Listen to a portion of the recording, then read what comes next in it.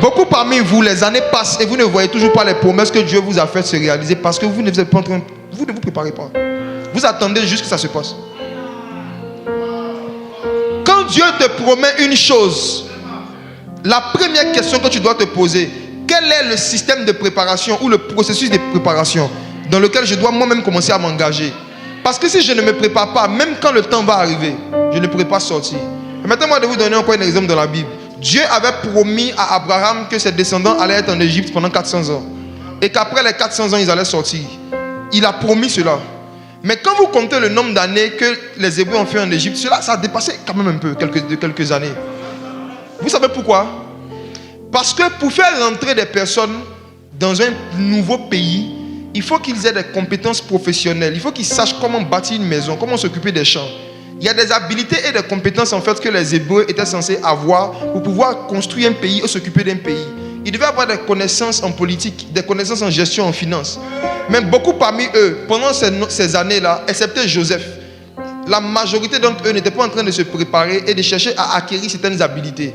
C'est Joseph qui a été l'un des seuls Hébreux qui, pendant ces temps d'épreuve, a utilisé les temps d'épreuve comme des temps d'auto-formation. Il est devenu économiste en prison. Où Joseph a appris l'économie? En prison. Chaque prison est une école. Chaque limitation est une université. Chaque blocage est un lycée. Joseph, s'il passait ses journées à pleurer, à se lamenter, vous savez ce qui allait lui arriver? Quand le temps de Dieu pour qu'il rentre au palais allait arriver, Joseph allait venir au palais. Vous savez ce que Joseph allait faire? Il n'allait faire seulement qu'interpréter le songe du roi et s'arrêter là. Or, ce n'est pas l'interprétation du songe qui lui a donné une place au palais. C'est la solution d'économie. Écoutez, si Joseph n'avait que le don d'interprétation des songes, mais s'il n'avait pas la faculté de savoir mettre en place un système d'épargne et de réutilisation des ressources en temps de famine, jamais on allait lui donner un poste de premier ministre. On n'a pas appelé un prisonnier pour donner un système d'épargne. On a appelé un prisonnier pour interpréter un songe. Mais le prisonnier a compris que quand Dieu veut te faire rentrer dans ta destinée, il ne te fait pas rentrer, il ouvre juste la porte. Dieu t'accompagne à l'entrée et Dieu te regarde. Ce qui va te faire rentrer, c'est les capacités que tu vas manifester. Si tu n'as pas acquis ces capacités pendant tes temps de latence, tu vas te retrouver devant certaines portes qui seront ouvertes, mais tu ne pourras pas rentrer. C'est comme ça plusieurs parmi vous. Vous avez prié le Seigneur pour qu'il vous donne un boulot qui est mieux rémunéré que ce que vous avez aujourd'hui. Mais quand l'Esprit vous poussait à apprendre l'anglais, vous êtes en train de parler en langue. Au lieu d'apprendre l'anglais, vous parlez en langue. Et parfois, des offres d'emploi sont venues devant vous. Ça correspondait à votre profil, mais ils ont écrit en bas, bilingue. La porte est ouverte, mais tu ne peux pas rentrer. Parce qu'il y a des capacités qui te manquent. Il y a plusieurs parmi vous. Vous n'êtes pas en train d'apprendre dans cette saison les choses que vous êtes censés apprendre pour que lorsque le temps des promesses arrive, vous puissiez saisir les promesses. Mes frères et sœurs, si Joseph ne savait pas comment donner un système d'épargne à toute une nation, on allait l'applaudir, on allait dire waouh, quel don d'interprétation des songes, je retourne en prison. Le roi n'avait pas besoin d'un économiste, il avait besoin d'un prophète. Le roi cherchait un prophète, il ne cherchait pas un économiste. Mais Joseph avait compris que dans le mouvement de réveil, celui qui a l'onction prophétique, mais qui n'a aucune compétence professionnelle additive, peut lui-même se fermer des portes que Dieu voulait lui ouvrir. Joseph avait compris cela. Donc il a dit, roi, voici l'interprétation du songe, mais je ne m'arrête pas là. Je crois que pendant 7 ans, vous devez faire comme ça. Vous mettez ici, vous faites ainsi. La Bible dit à la fin de son speech, le roi a dit, est-ce qu'on peut trouver ici un homme qui soit plus sage et intelligent que Joseph? Joseph a été le premier prisonnier de l'histoire de l'humanité. Le premier prisonnier qui a été accusé de viol et de vouloir violer qui? La femme d'une autorité politique qui a été blanchie en moins de 24 heures. Joseph a été l'un des seuls à qui un homme a donné sa fille en mariage sans demander à voir ses parents. Joseph a été l'un des seuls hommes de la Bible qui est sorti de la prison et qui est directement rentré dans un palais. Et à qui on donne une femme en mariage sans demander son origine familiale. Vous qui êtes des pères de famille, qui? Si ta fille te présente quelqu'un, papa, je viens de rencontrer quelqu'un, il vient de sortir de la prison. En plus, c'est un étranger. Il n'est pas d'ici. Étranger, prisonnier. Attends, allons doucement. Étranger, prisonnier. Même si tu es un père inconscient, la seule chose que tu vas faire, c'est demander, où sont ses parents? Est-ce que son père peut venir demander ta main? Est-ce qu'on peut d'abord voir son père et ses parents? Non, papa, il a pris les nouvelles de ses parents.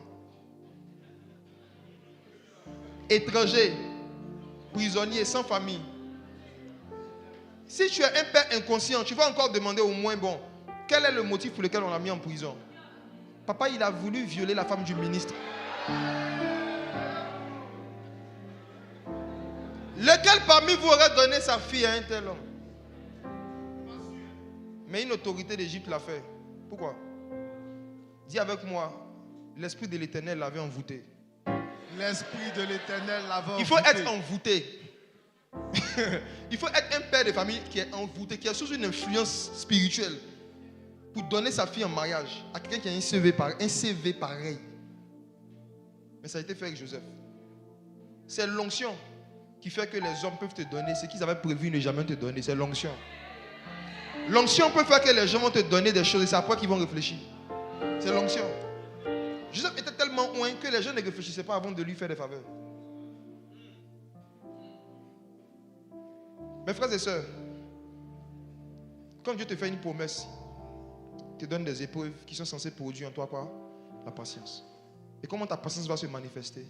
C'est que tu es en train, pendant que la promesse n'est pas encore accomplie, de chercher à savoir quelles sont les facultés, les habilités, les qualités que Dieu veut que j'apprenne. Est-ce qu'il n'y a pas de formations que Dieu veut que je fasse?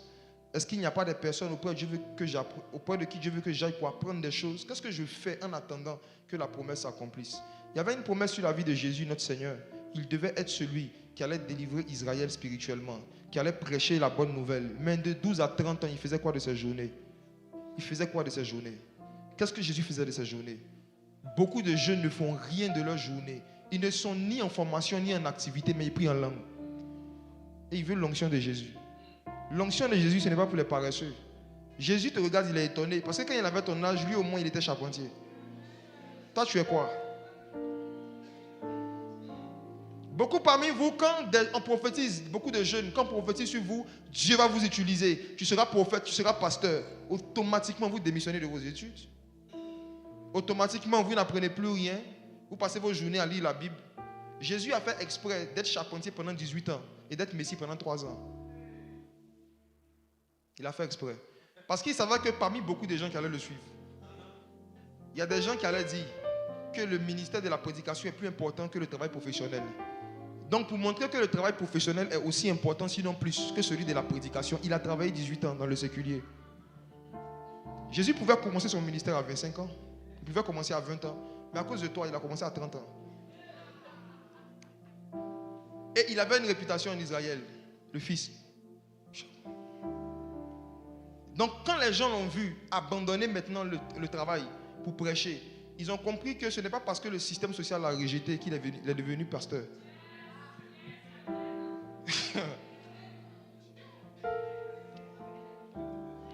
Pourquoi aujourd'hui beaucoup de gens voient le ministère comme un métier pour s'assurer en fait une carrière et parfois même, je dirais, une retraite? C'est parce que beaucoup n'ont pas pris Jésus comme modèle. Le point où je suis très d'accord avec David disait, c'est qu'effectivement, quand on ne prend pas Jésus comme l'objectif, la source, la cause de tout ce qu'on fait, on s'égare à bien d'égards. Même dans la façon de faire ses choix dans sa vie, on ne se demande pas qu'est-ce que Jésus aurait fait ou qu'est-ce qu'il a fait. Qu'est-ce qu'il a fait? Moi, j'ai rencontré beaucoup de pasteurs qui ont essayé de me faire sortir de l'université quand j'étais jeune. Parce que quand ils te voient commencer à prêcher, à évangéliser, ils voient la grâce de Dieu. Ils disent non, tu dois être à plein temps, tu dois être à plein temps. Et je répondais toujours, je suis à plein temps. L'apôtre Paul dit que tout ce que vous faites, faites-le pour la gloire de Dieu.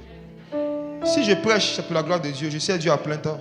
Si j'étudie pour la gloire de Dieu, je suis en train de servir Dieu à plein temps. Si je travaille pour la gloire de Dieu, je suis en train de servir Dieu à plein temps. Il Il y a des saisons dans la vie d'un homme. Et parfois, c'est l'impatience, c'est le manque de patience qui fait qu'on rentre précipitamment dans certaines saisons. C'est par précipitation que certaines personnes qui étaient vraiment appelées à être à plein temps sont rentrées à plein temps. Ils sont rentrés à plein temps avant le temps.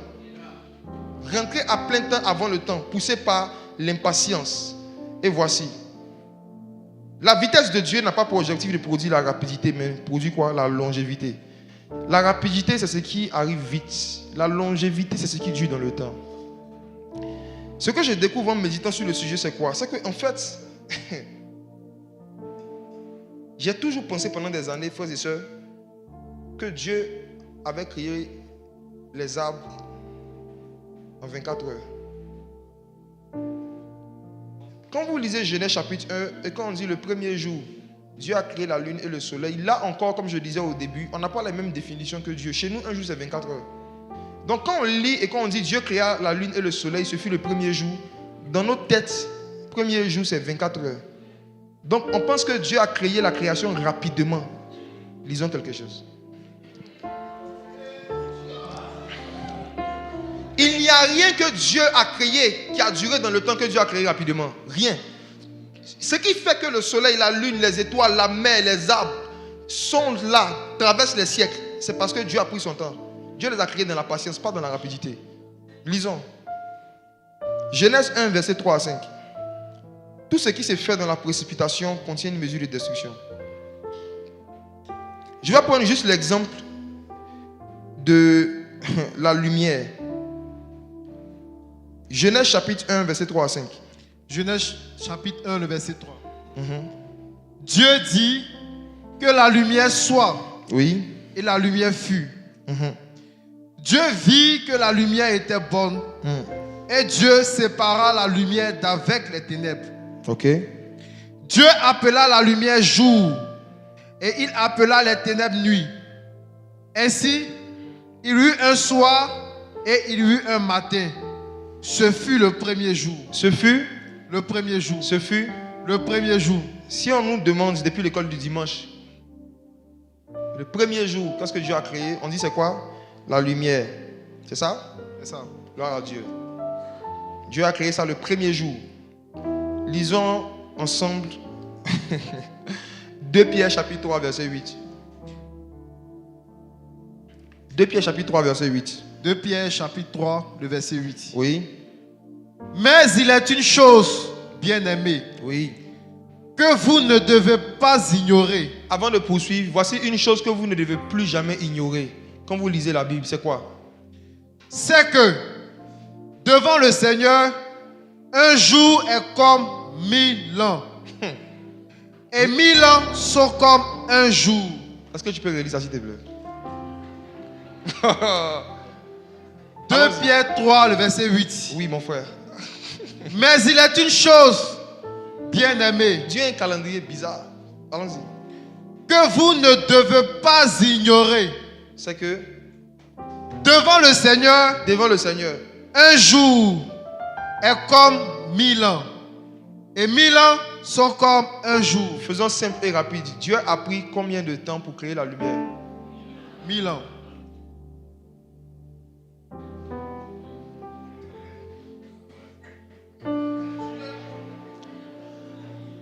Faisons encore quelque chose de très simple, très pragmatique. Quand nous lisons Genèse chapitre 1, relis le verset 3 s'il te plaît, frère. Ça me fait rigoler même. Genèse 1, le verset 3. Regarde ce que Dieu fait.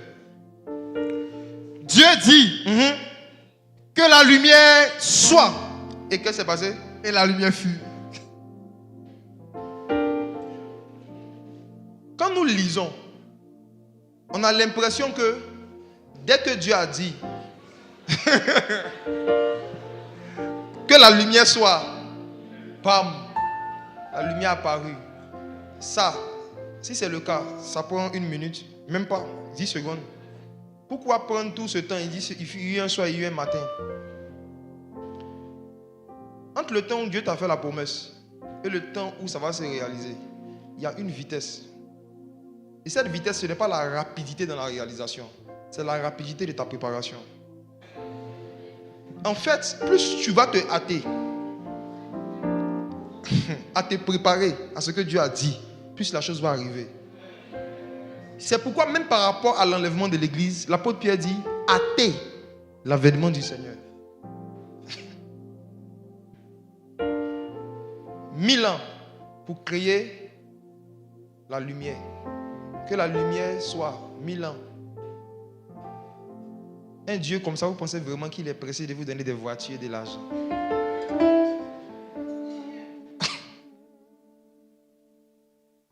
La lumière dont on parle ici, ce n'est pas le soleil.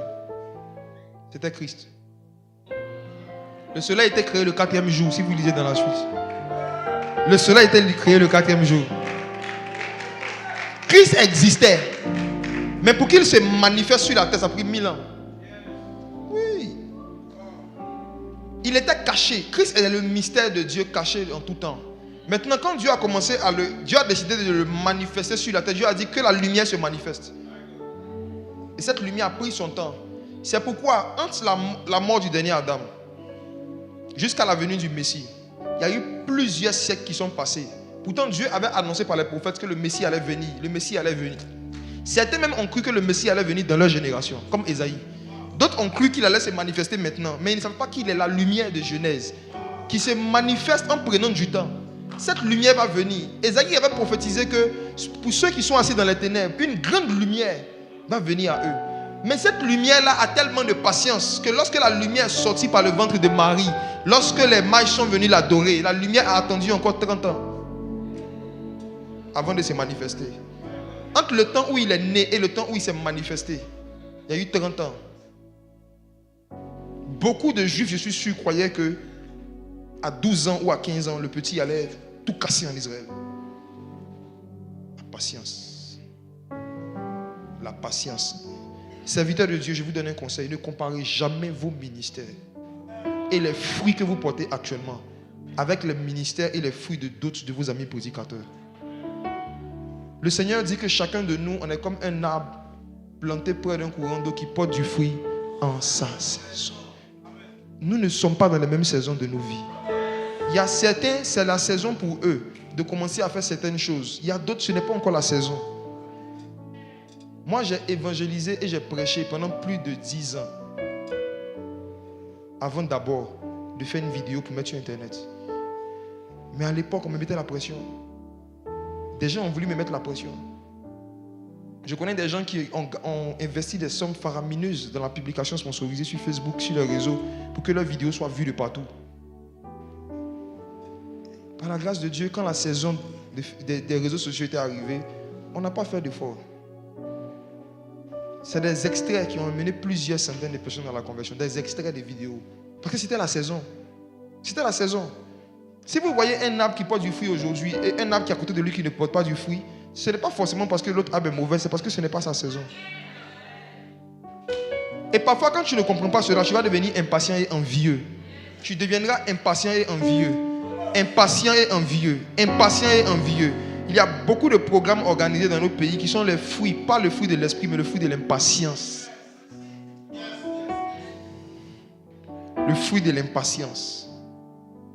Si Dieu a pris 1000 ans pour faire apparaître un soleil, ta lumière va briller un jour, ne t'inquiète pas. Mais pose-toi une question. Comment est-ce que je me comporte pendant le soir? C'est là que je veux chuter. La Bible dit, il y eut un soir et il y eut un matin.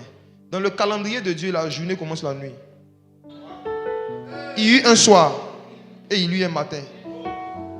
Ce n'est pas d'abord le matin, après le soir. Il y a eu d'abord quoi? Le soir. Actuellement, tu es au soir de ta vie. Vous voyez l'expression? En français, quand on dit que quelqu'un est au soir de sa vie, ça veut dire que soit la personne est décédée, ou la personne est en train de mourir. Peut-être que tu vis certaines situations, tu as l'impression que c'est en train de te faire mourir. C'est le soir. Tu es au soir de ta vie. Maintenant, le comportement que tu auras pendant ces temps d'épreuve, c'est ce qui va déterminer si tu vas voir le matin, si tu vas voir la lumière. Et la majorité des enfants d'Israël se sont mal comportés au soir de leur vie. Quand ils sont rentrés dans le désert, ils ont murmuré contre Dieu, ils ont été impatients. Et à cause de leur impatience, tous ceux qui sont sortis de Canaan, la majorité sont morts dans le désert, ils n'ont pas vu Canaan. La génération qui était sortie. Ce n'est pas le diable qui les a tués, c'est l'impatience. L'impatience tue plus d'enfants de Dieu que les démons. L'impatience tue plus d'enfants de Dieu que la maladie. L'impatience tue plus d'enfants de Dieu que le palu. L'impatience tue plus rapidement que le sida.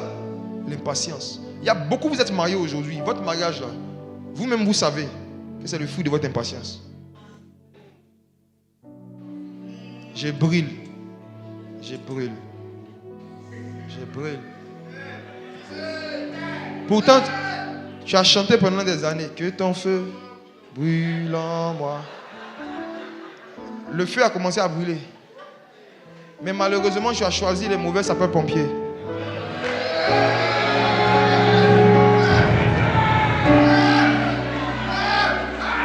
Tu as choisi le mauvais sapeur-pompier pour éteindre ton feu qui brûle. Ismaël était le fruit de l'impatience de Sarah. Dieu a dit qu'il va donner un enfant. Les années passent, le temps passe, le corps est en train de se détruire. On ne voit toujours pas l'enfant. Elle est venue mettre la pression à son mari. Elle dit, Abraham, je te respecte, mais on a besoin d'un enfant, c'est urgent. Comme je ne peux pas en faire, prends la jeune fille qui est là, qu'elle fasse un enfant, qu'elle me le donne. Abraham a suivi sa femme dans son impatience. Et quand l'enfant est né, ce que l'œil n'a point vu, ce que l'oreille n'a point entendu. La manne était le fruit de l'impatience des enfants d'Israël. Un Dieu qui a divisé la mer pour toi, est-ce que c'est de la nourriture qu'il ne peut pas te donner? Au lieu de demander, ils se sont lamentés, ils ont murmuré, ils ont manifesté de l'impatience. Et en réponse à leur impatience, Dieu leur a donné une forme de nourriture. Mais le Seigneur leur a dit, cette nourriture-là, il faut la manger rapidement. Le fruit de l'impatience, on doit le consommer rapidement. Je dis, mangez vite. Mangez vite. Mangez vite. Beaucoup de jeunes veulent devenir entrepreneurs parce qu'ils sont impatients. Ils ne se voient pas en train de suivre un processus de formation de plusieurs années, ensuite faire un stage, ensuite s'asseoir sous quelqu'un, apprendre pendant des années. C'est trop long. Ce qui est rapide, créer ton logo, mettre ton nom. Junior CEO. Entreprise Gloria.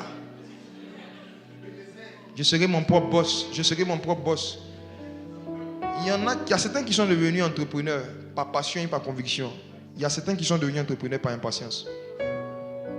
Ils ne se voient pas en train de s'asseoir pour faire de longs stages, comme Daniel. Quand j'étais en train de finir mes études, j'entendais parler d'histoires de jeunes à qui on faisait faire des longs stages. Et j'ai dit de mon cœur, moi, jamais. Maximum 2 mois, tu continues, je pars. C'est comme ça que je raisonnais, j'ai fait un songe. Dans un songe, un homme est venu et il m'a dit, si une entreprise se donne un stage, tant que la durée du stage n'excède pas la durée du stage de Daniel, de Shadrach, de Meshach et d'Abednego, ne considère pas qu'on t'a exploité. On m'a dit ça dans un songe. On m'a dit, si une entreprise se donne un stage, tant que la durée de ce stage ne dépasse pas la durée du stage de Daniel, Shadrach, Meshach et Abednego, ne dis pas qu'on t'a exploité. Quand je me suis réveillé le matin, j'ai pris ma Bible, j'ai ouvert Daniel chapitre 1. Frère,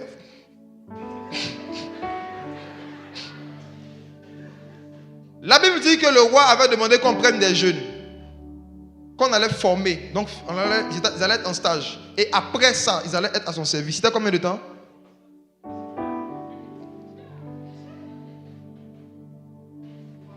Vous voulez l'onction de Daniel, mais vous ne voulez pas la patience de Daniel. Vous voulez prophétiser comme Daniel. Est-ce que vous êtes prêts à être soumis comme Daniel? À un roi païen, à un patron païen, un boss franc-maçon. Qui était plus franc-maçon que Nebuchadnezzar? Les francs-maçons adorent des divinités. Nebuchadnezzar lui-même était une divinité. Il faisait sa statue. Lui-même il s'adorait. C'est-à-dire qu'il a adoré tellement de Dieu, il était fatigué d'adorer les autres. Il s'est dit, mais ça sert à quoi d'adorer autrui? Je suis là.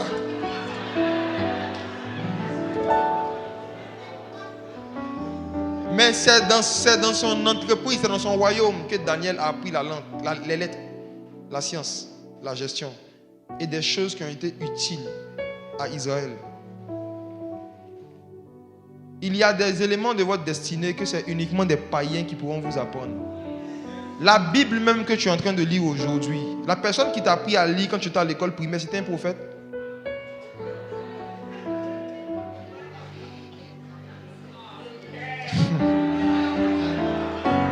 Ta faculté de lire vient d'un païen. Il y a certains, même peut-être que vos maîtresses étaient des sorcières. C'est elles qui vous ont appris A, B, C. Et vous l'utilisez aujourd'hui pour comprendre la parole de Dieu. Ne méprisez pas les gens parce qu'ils sont païens. Ne vous dites pas que si quelqu'un n'a pas Christ, il ne peut rien vous enseigner. Qui était le patron de Joseph? Néhémie bossait pour qui?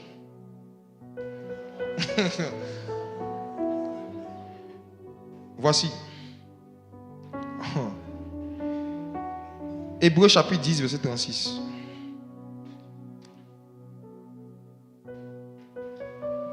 Hébreux 10, verset 36. Hébreux 10, verset 36. Oui. Car vous avez besoin de persévérance, afin qu'après avoir accompli la volonté de Dieu, vous obteniez ce qui vous est promis. On obtient la volonté de Dieu, on obtient ce que Dieu nous a promis après avoir accompli la volonté de Dieu ou avant. Selon ce verset, lisez avec moi s'il vous plaît. Après. On dit, vous avez besoin de persévérance ou encore de patience. En anglais, ils ont mis patience. En anglais, c'est écrit patience. Ils ont mis persévérance chez nous, c'est la patience. Afin qu'après avoir accompli la volonté de Dieu, vous obtenez ce qui vous est promis. On n'obtient pas les promesses de Dieu, on n'expérimente pas les promesses de Dieu avant d'avoir accompli la volonté de Dieu. C'est à quel moment? Maintenant, je te pose une question. Toi, tu connais toutes les choses que Dieu t'a promis. Est-ce que toi, tu te rappelles des choses que tu as promis à Dieu? J'aimerais vraiment qu'on soit franc avec le Saint-Esprit ce matin. Essaie de réfléchir depuis le début de ta conversion jusqu'à ce jour. Est-ce que tu as noté ce que tu avais promis à Dieu? Certains parmi vous, vous aviez promis à Dieu de le prier chaque soir à 22h. Qu'en est-il aujourd'hui? Certains parmi vous, vous avez promis à Dieu de ne pas faire 24 heures sans lire la Bible. Qu'en est-il? Certains parmi vous, vous avez promis à Dieu que chaque année, pendant que je suis en train de parler,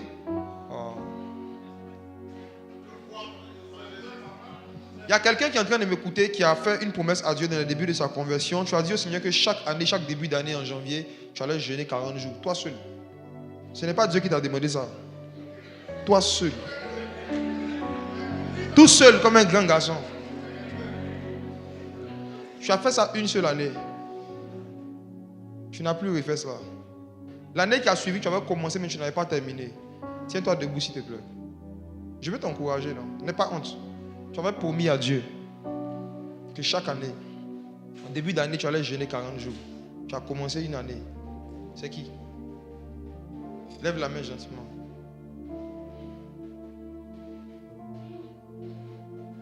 Tiens-toi debout s'il te plaît. Il allait partir te chercher. Donne-lui le micro. Voilà ce qui blaye la mando leva. Ce qui t'appelait ne va les cailles. Ce qui blanda la blaye ce qui parle y avait. Ça va?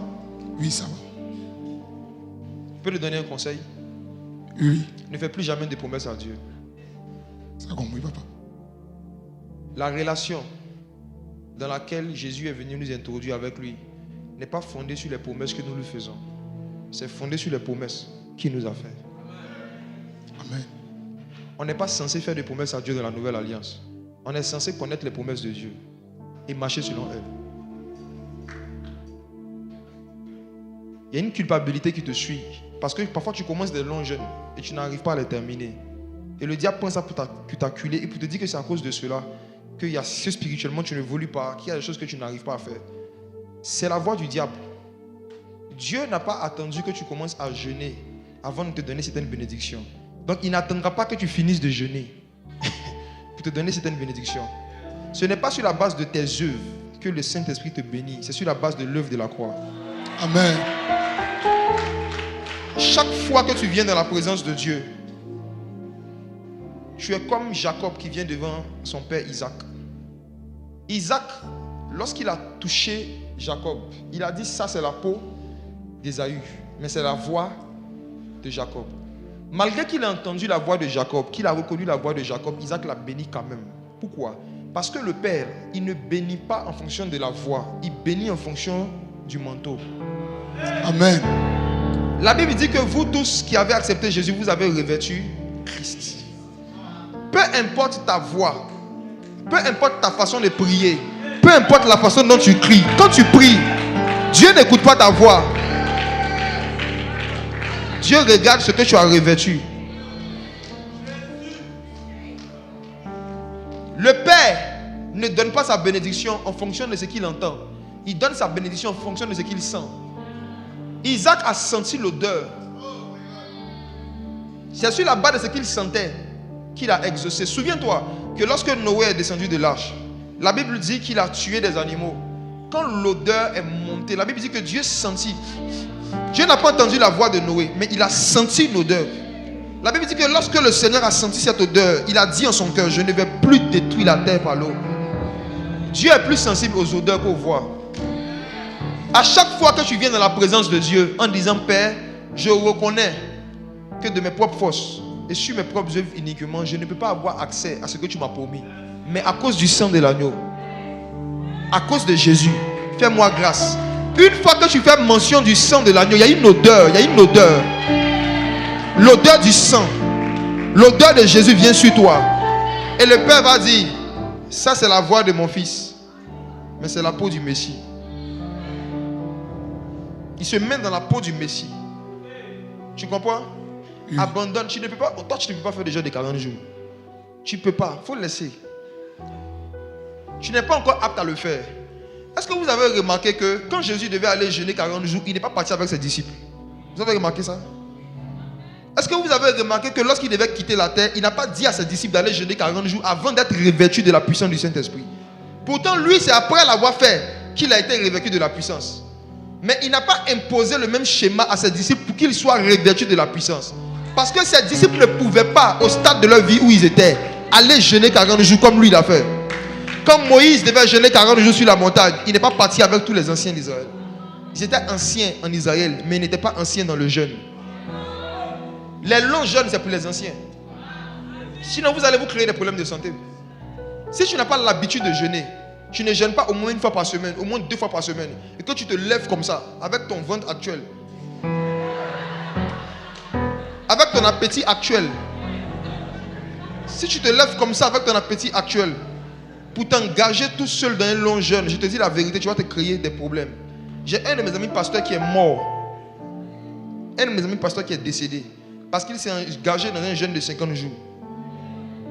Il a eu une insuffisance rénale. La Bible dit que c'est poussé par l'esprit que Jésus allait dans le désert. Matthieu chapitre 3, poussé par l'esprit. Pas poussé par l'envie de répéter un exploit qu'il a lu dans un livre de réveil. Parce que c'est l'histoire d'un prédicateur que tu as entendu qui t'a influencé. Je vais aller loin.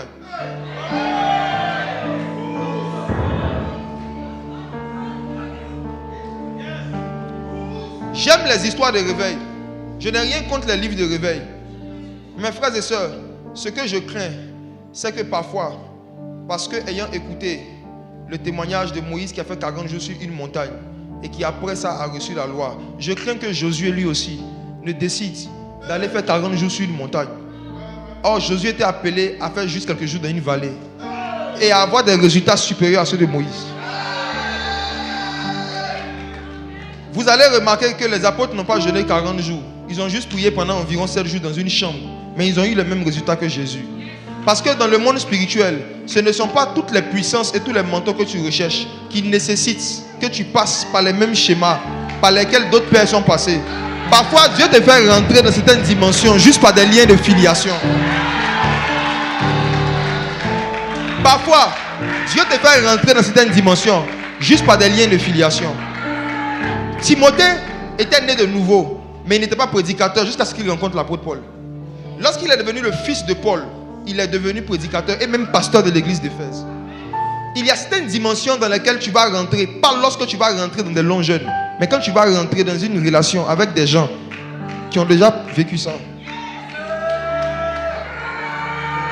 Que Dieu vous bénisse. Que Dieu vous bénisse. Assieds-toi. Assieds-toi. Est-ce que nous pouvons lire ces versets? Ésaïe 60, verset 22.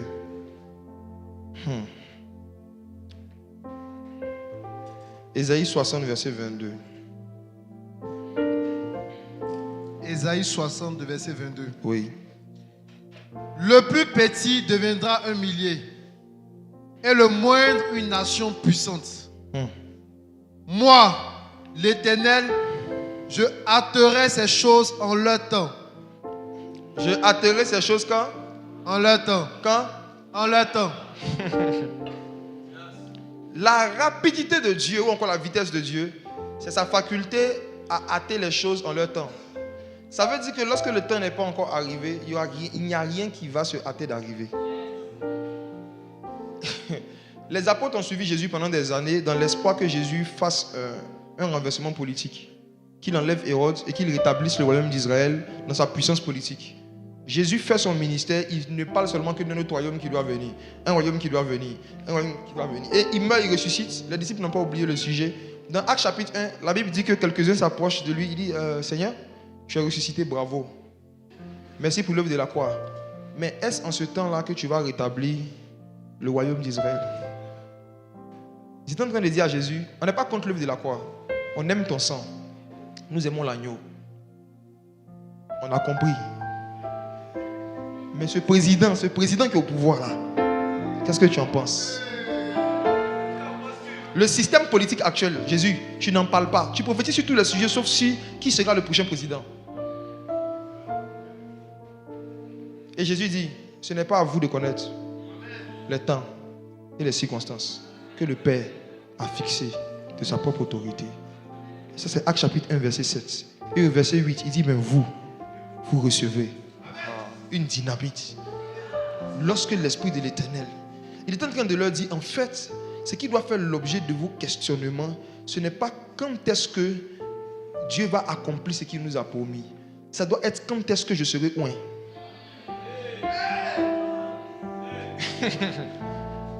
Homme de Dieu, je prophétise sur quelqu'un d'autre.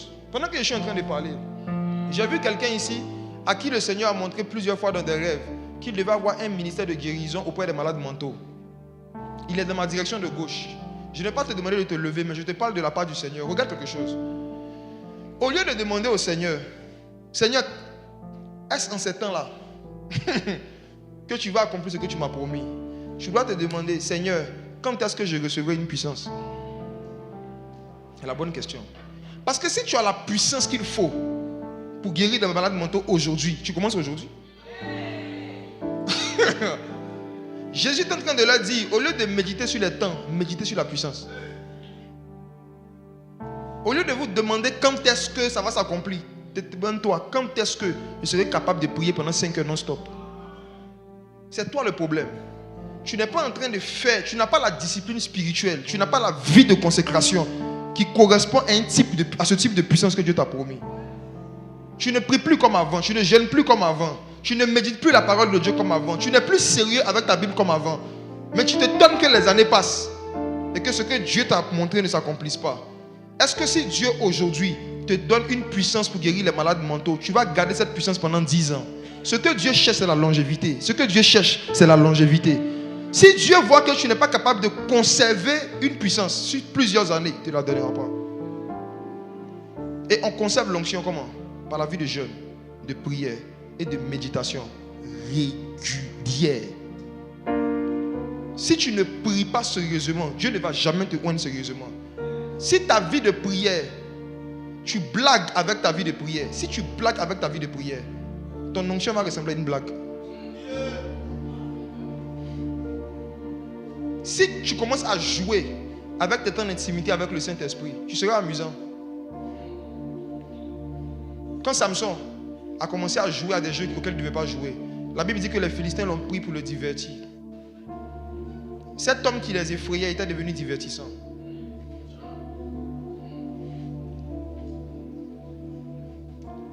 Il y a des sorciers et il y a des démons qui prennent plaisir à aller faire certains cultes. Il y a des sorciers qui se réveillent chaque dimanche tôt le matin, qui s'habillent et qui osent s'asseoir devant dans certaines églises. Pourquoi? Parce qu'ils savent que personne ne les voit. ils savent que les visions sont devenues rares, comme dans 1 Samuel chapitre 2. Ils savent que beaucoup de gens ne sont plus dans le domaine des visions. Donc ils peuvent être dans l'occultisme, dans la franc-maçonnerie, dans la sorcellerie et ne pas être inquiétés. Venir dans une assemblée où il y a l'absence de la parole de connaissance, il y a l'absence de l'esprit de prophétie. Ils savent qu'ils ne courent rien comme danger. Or, dans 1 Corinthiens chapitre 14, l'apôtre Paul a été formel. Il dit, lorsque un incroyant va venir au milieu de vous, si tous prophétisent, il saura que Dieu est au milieu de vous. Si tous prophétisent, les pensées de son cœur seront dévoilées. Il tombera sur sa face. Il va reconnaître que Dieu est au milieu de vous. Cela veut dire que des gens ne reconnaissent pas que Dieu est au milieu de certaines églises. Parce que les pensées de leur cœur ne sont pas dévoilées quand ils y vont.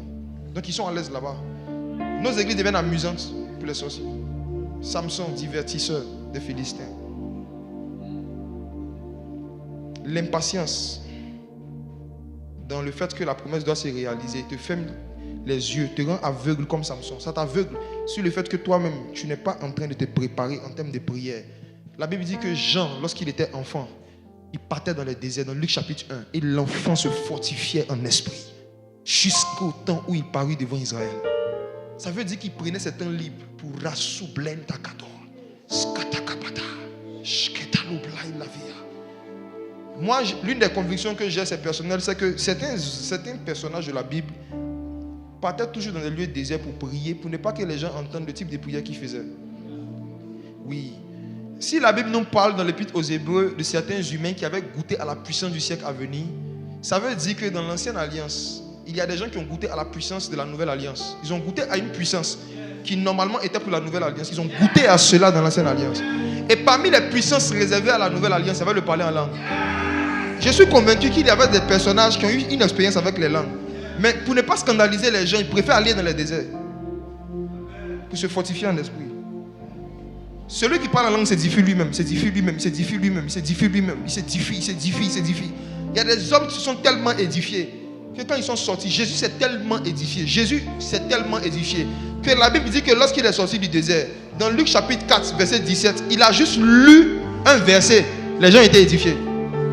Il a juste lu un verset. Il dit, Ésaïe dit, l'Esprit du Seigneur est sur moi, car il m'a oint pour annoncer une bonne nouvelle aux pauvres, pour ouvrir les yeux des aveugles. Cette parole de l'écriture que vous venez de lire s'accomplit aujourd'hui et il s'est tué. Et les gens sont édifiés. Ce n'est pas la prédication qui édifie. L'apôtre Paul dit que c'est la charité qui édifie. C'est l'amour qui édifie. Quand tu as aimé l'esprit, quand tu as aimé la prière, quand tu as aimé le jeûne, quand tu as aimé les choses d'en haut, quand tu t'es affectionné jusqu'à un certain niveau des choses d'en haut, parfois tu n'as pas besoin de parler beaucoup pour que les choses d'en haut se manifestent en bas. Il y a une affection pour l'esprit. Il y a un amour pour la présence de Dieu. Que lorsqu'un humain développe, cet humain n'a pas besoin de développer beaucoup pour que l'onction se développe dans la vie des gens. Qu'est-ce que tu fais de tes temps libres? Dans cette saison de réveil, je vous en prie, priez sans cesse. Priez sans cesse. Surtout en d'autres langues. Celui qui parle en langue dit des mystères. Personne ne le comprend. À part le Saint-Esprit. Personne ne le comprend. Personne ne le comprend. Personne ne le comprend. Personne ne le comprend. En d'autres termes, celui qui prie en langue devient fou. Celui qui prie en langue ressemble à un fou. Or, parce que le monde n'a pas connu Dieu dans sa sagesse, il a plu à Dieu de sauver les païens par la folie de la prédication, par la folie de la croix. Plus tu parles en langue, plus il y a des mystères sur l'œuvre de la croix. Il y a des compréhensions sur l'œuvre de la croix. Il y a des folies que Dieu met dans ton cœur. Un conseil que je vous donne, quand vous priez beaucoup, méditez aussi beaucoup sur l'œuvre de la croix. Quand vous êtes dans une saison où vous priez beaucoup, votre esprit est beaucoup plus disposé à comprendre certaines réalités du sang de Jésus, de la mort, de l'ensevelissement, de la résurrection de Jésus. La folie de Dieu. La folie de Dieu. Maintenant, je vais terminer en disant ceci. C'est vrai, on a dit que normalement on doit finir à 13h, mais non, j'ai la conviction qu'aujourd'hui on finisse plus tôt. Amen. On va finir tôt parce que, pour beaucoup de raisons. Je vais terminer avec ceci. Matthieu chapitre 19, verset 28. Ce que je m'apprête à dire va surprendre, peut-être décevoir beaucoup de personnes. Mais une vérité qui déçoit est mieux qu'un mensonge qui réconforte. Matthieu 19, verset 28. Matthieu 19, verset 28. Jésus leur répondit, je vous le dis en vérité, quand le Fils de l'homme, au renouvellement de toutes choses, sera assis sur le trône de sa gloire. Vous qui m'avez suivi, vous serez de même assis sur 12 trônes et vous jugerez les 12 tribus d'Israël. Vous qui m'avez suivi, vous serez assis sur 12 trônes et vous jugerez les 12 tribus d'Israël. Mes frères et sœurs, j'ai une question. Est-ce que parmi ces 12, Judas Iscariote en faisait partie dans ce contexte? Oui, oui. Il était vivant, n'est-ce pas? Oui. Donc, est-ce que Judas avait aussi son trône qui l'attendait? Oui. Il y avait une promesse sur la vie de Judas. Judas était appelé, comme les autres apôtres, à s'asseoir sur un trône et à juger une tribu d'Israël. Suis-moi la tribu de Judas. Il était appelé lui aussi à s'asseoir sur un trône et à juger une tribu. Maintenant, je vais vous poser une question. Cette promesse de Jésus s'est-elle réalisée dans la vie de Judas? Pourquoi? Pourquoi? La trahi Jésus. Ok. Voici ce que j'ai découvert simplement, c'est que les promesses de Dieu ne s'accomplissent pas toujours. Ça dépend de ton comportement. Simple. Les promesses de Dieu sur ta vie ne vont pas forcément s'accomplir. Tout dépend de toi. Oui. Si tu trahis Jésus, il va se comporter comme s'il ne t'a rien promis. Les gens comprennent mal cette phrase où le Seigneur dit il ne se répand pas de ses dons et de ses appels. Il dit qu'il ne se répand pas. Ça veut dire que il ne va pas regretter. Mais ça ne veut pas dire que les dons vont continuer de fonctionner.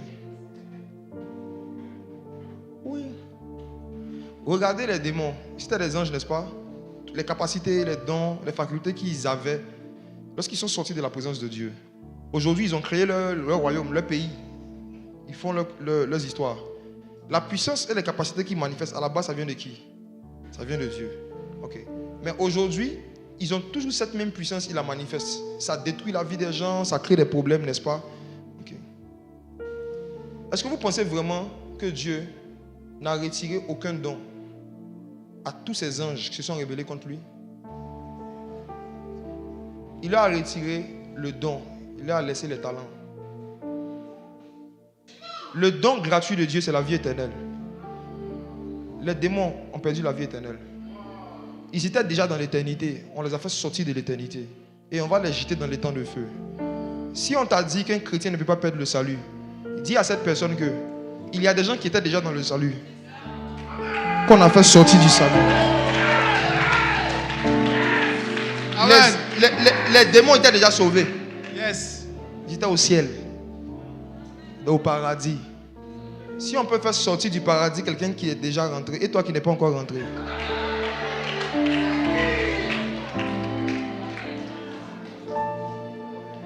Dieu les a privés d'un don qu'on appelle la vie éternelle, le don gratuit de Dieu. Il leur a laissé les talents. Voici pourquoi, lorsque les démons commencent à influencer une église ou un groupe de jeunesse, les gens mettent beaucoup l'accent sur les talents, mais même pas l'accent sur la vie spirituelle. On peut voir un jeune qui chante bien, mais qui vit mal. On va le laisser au micro.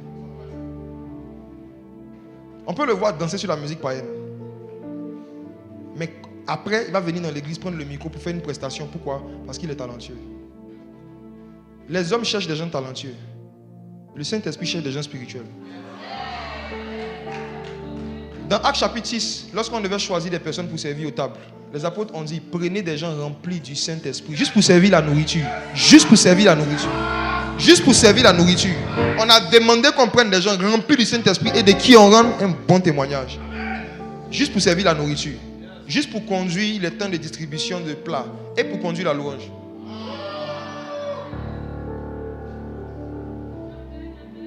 La plupart des responsables des départements ne connaissent pas la vie des gens à qui ils confient des tâches. Vous ne connaissez pas leur vie. Ça ne veut pas dire que pour connaître leur vie, vous devez leur faire la police, mais parce que vous n'intercédez pas pour eux. Quand tu pries pour quelqu'un,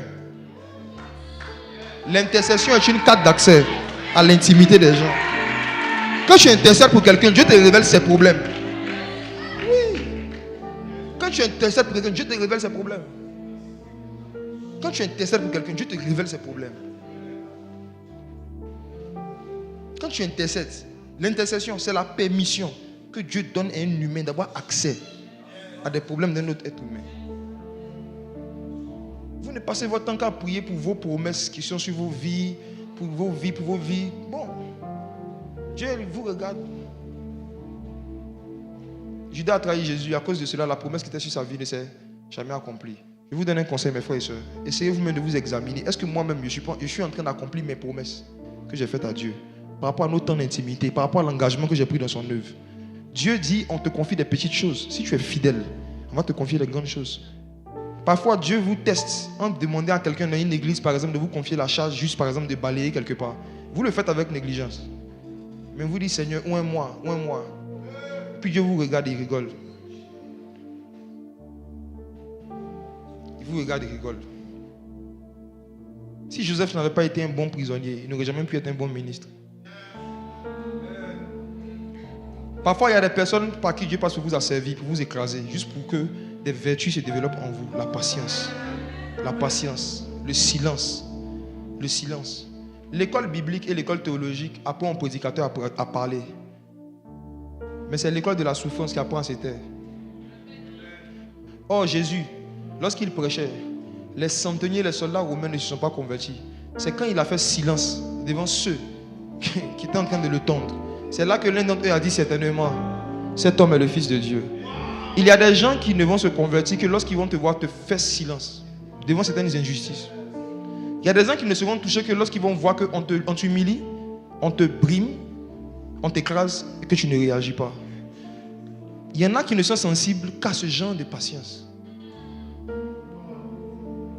C'est quand l'agneau de Dieu a été immolé. C'est lorsqu'il a été immolé. C'est lorsque, comme une brebis qu'on mène à la boucherie, il n'a pas ouvert la bouche devant ceux qui le tendaient. C'est là que dans le ciel, les gens commençaient à l'adorer. À l'agneau de Dieu, soit la gloire, l'honneur, l'élévation. Tu es digne car tu as été immolé, pas car tu as prêché. Ce qui a fait que Jésus, en fait, a commencé à recevoir un certain niveau d'honneur et d'adoration dans le ciel, c'est parce qu'il a été immolé. Car il a été immolé. Quand on t'immole, quand on te diffame, quand on te dénigre, quand on t'accuse injustement, comment tu réagis? Homme de Dieu, femme de Dieu, quand on ment sur toi, comment tu réagis? Chaque fois que dans ton cœur, tu dis, moi je ne supporte pas qu'on mente sur moi, je ne supporte pas qu'on me diffame, tu es en train de dire, moi je ne supporte pas l'onction. Je ne supporte pas l'onction.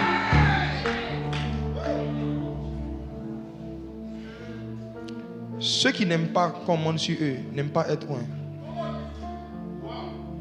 Regarde ton Seigneur Jésus. Certains disent qu'il est noir. D'autres disent qu'il n'a jamais existé. On ment sur lui, ça fait des centaines d'années. Mais il est assis sur le trône.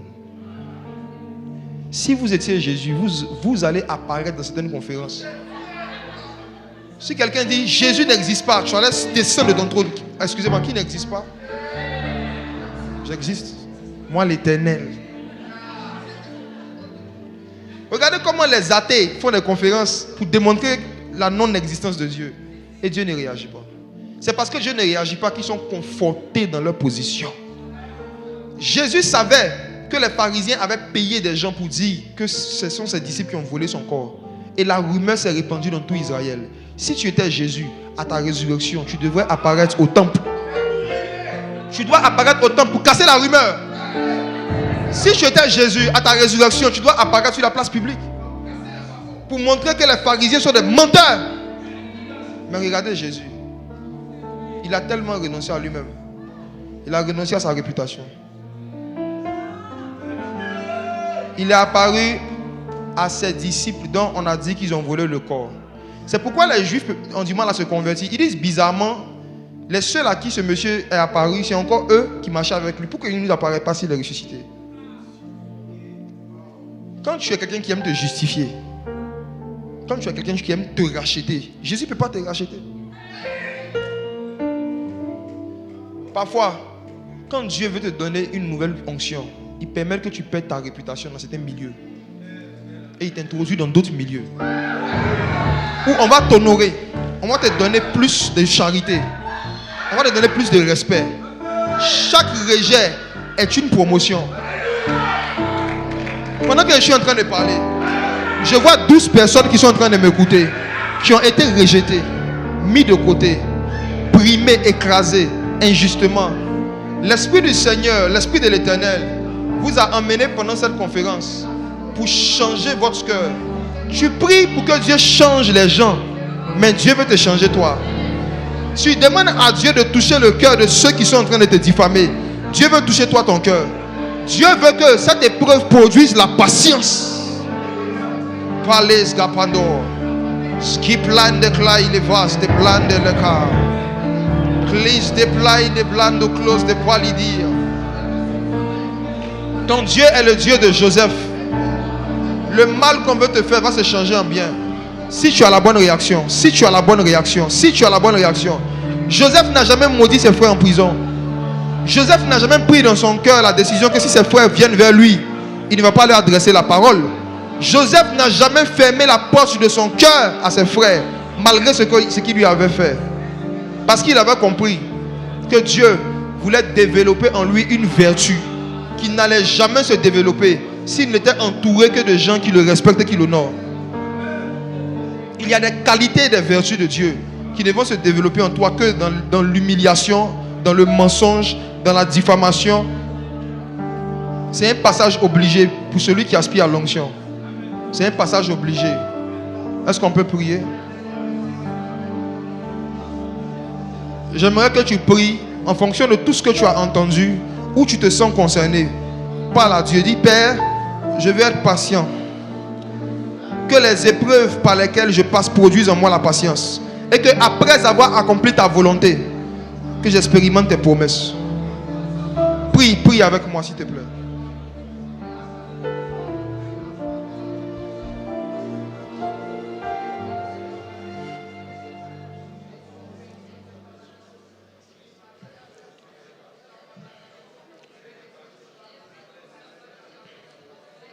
J'ai longtemps pleuré, j'ai longtemps prié, maintenant je veux te voir.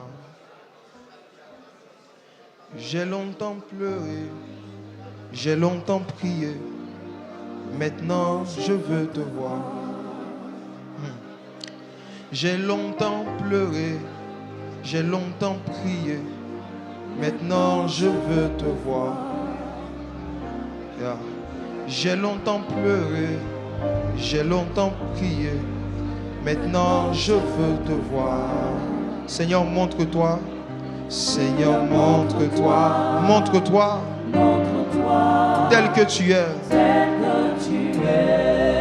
Jésus, montre-toi, s'il te plaît. Montre-toi. Tel que tu es. Je suis prêt à t'attendre. Montre-toi. Je ne vais plus murmurer contre toi. Je ne serai plus impatient. C'est toi que je veux obtenir avant tout.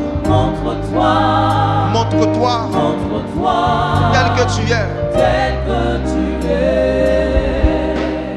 J'attendrai jusqu'à ce que ta gloire descende. J'attendrai. Jusqu'à ce que ta gloire descende. J'attendrai. Yes. Jusqu'à ce que ta gloire descende. J'attendrai. Yeah. Jusqu'à ce que ta gloire descende. J'attendrai. Yes. Jusqu'à ce que ta gloire descende. Je patienterai. Jusqu'à ce que ta gloire descende. Je patienterai jusqu'à ce que ta gloire descende. Yes. Je patienterai.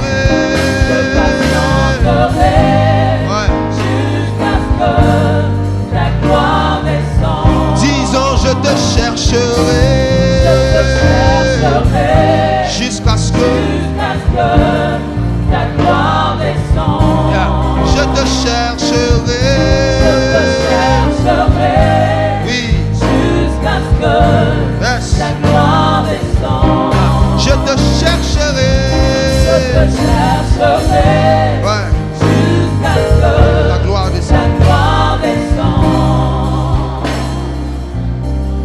Père éternel, ça nous ferait plaisir qu'un jour tu rendes de nous le même témoignage que tu as rendu de Moïse, que tu apprécies notre patience. Nous ne voulons pas t'imposer d'ultimatum car tu es souverain. Ce n'est pas à nous de connaître les temps et les circonstances que tu as fixées de ta propre autorité. Mais nous recevons une puissance. Mais nous nous préoccuperons de comment avoir des caractères de tes témoins. Et l'une des vertus que tu recherches en nous en cette saison, c'est la patience. La patience. Attendre sans murmurer. Attendre sans devenir envieux. Attendre sans insulter. Attendre sans s'irriter. Attendre sans se mettre en colère.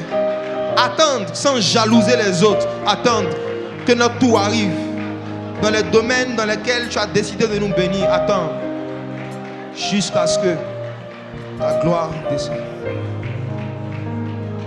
Merci pour ta parole ce matin. Aide-nous à la mettre en pratique. Et que plus jamais l'impatience ne nous pousse à murmurer contre toi et à nous tuer dans le désert. Père, nous ne voulons pas manger la manne. Tu as dit que nos pères ont mangé la manne dans le désert, ils sont morts. Nous voulons le pain qui est descendu du ciel. On veut Jésus. On veut Christ. Donne-nous notre pain de ce jour. Donne-nous notre pain de ce jour. Donne-nous notre pain de cette saison. Passe par les différents serviteurs qui vont intervenir pour nous donner du pain. Un pain qui produira en nous la patience. Le caractère du Messie. C'est à cause de ta patience que tu n'es pas encore revenu nous enlever. Tu uses de patience envers tous. Parce que tu ne veux pas que quelqu'un périsse. Et l'apôtre Paul pouvait dire, considérez comment est-ce que la patience du Seigneur est votre salut. C'est par ta patience que tu sauves. Fais de nous des hommes et des femmes par qui tu peux passer pour sauver d'autres personnes à cause de la patience. Que nous soyons patients envers les gens que nous évangélisons. Que nous soyons patients envers les gens que nous conduisons. Et que cette patience soit leur salut. C'est au nom de Jésus que j'ai prié. Est-ce qu'on peut acclamer le Fils de Dieu? On peut acclamer Jésus.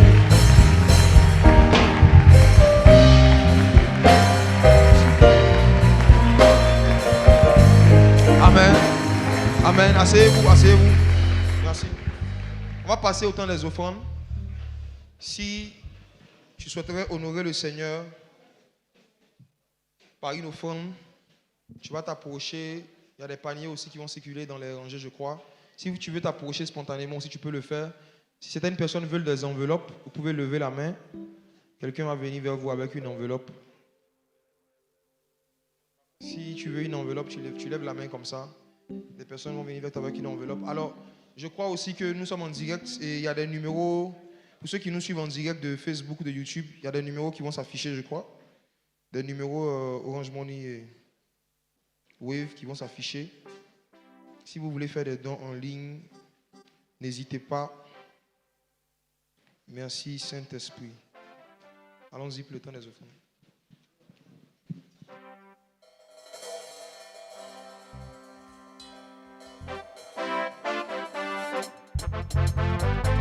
Est-ce que quelqu'un peut se lever pour louer le Seigneur?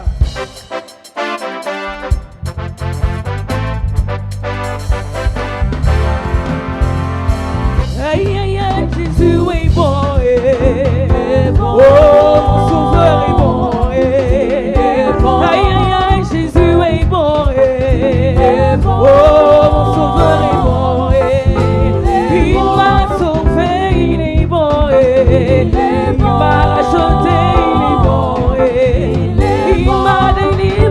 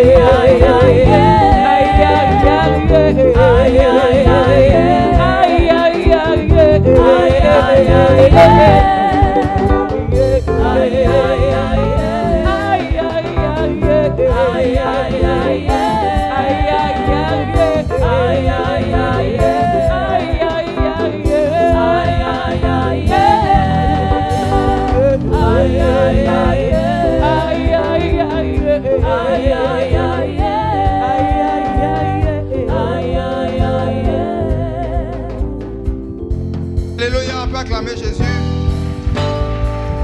Amen. Asseyez-vous, asseyez-vous.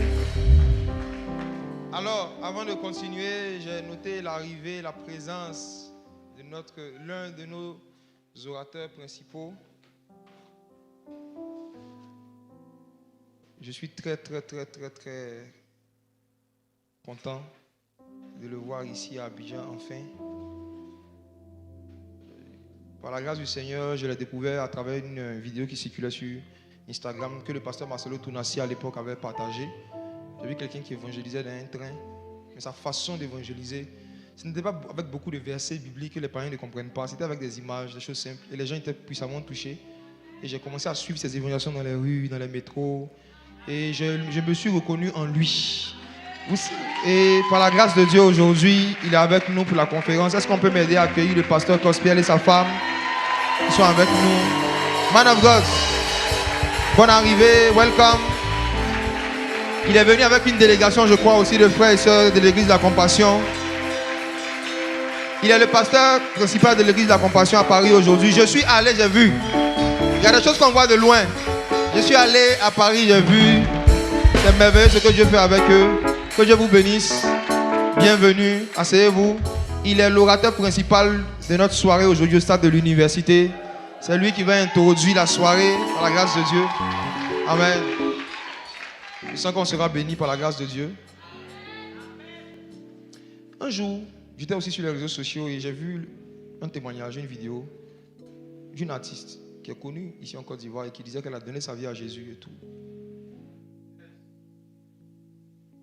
Il y a tellement d'artistes qui ont dit ça. Et puis après, on les a retrouvés à la mosquée. J'ai commencé à la suivre très attentivement. Je me suis rendu compte même un jour qu'elle a même fait une chanson avec un chant que je connais. Et je ne sais pas, je vois quelqu'un dans la salle qui lui ressemble. Est-ce que c'est Nash qui est là? Nash, viens s'il te plaît.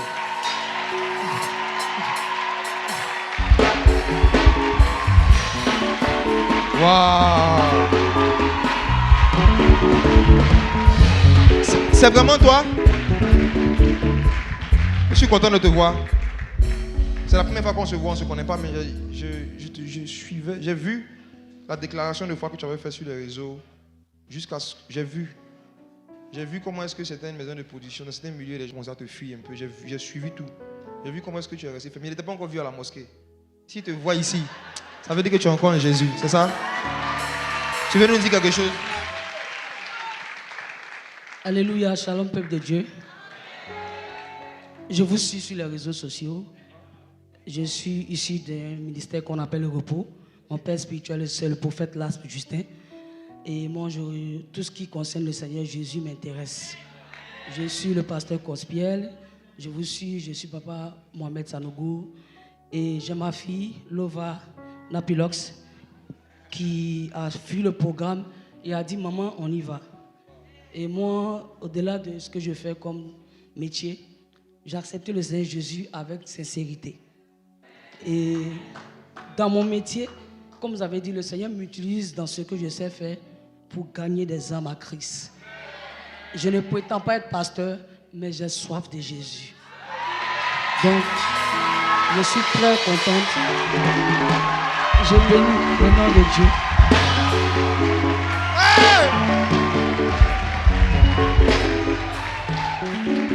J'ai béni le nom de Dieu parce que j'ai été très édifié et le Seigneur m'a parlé au travers de l'enseignement qu'on a entendu tout à l'heure.